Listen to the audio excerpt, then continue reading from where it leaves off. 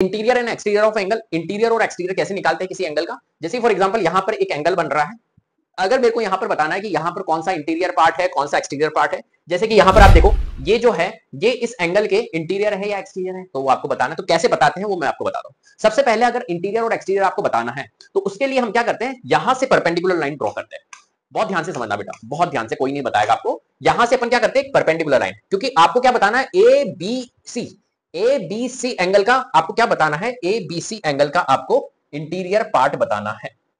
ठीक है, तो यहां से आपको क्या करना है, सी पार्ट से इंटीरियर पार्ट बताना ना। तो कुल मिला के यहां से आपने एक परपेंडिकुलर ऐसे ड्रॉ करी और फिर उसके बाद में आप इसको मैच करो।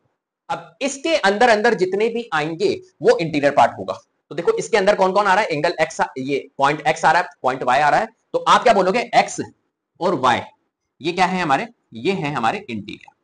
क्या है, इंटीरियर। ऐसे ही हमारा जेड को अगर हम देखें तो जेड हमारा देखो ऑन द लाइन आ रहा है, तो on D angle A B O, angle A B C sorry.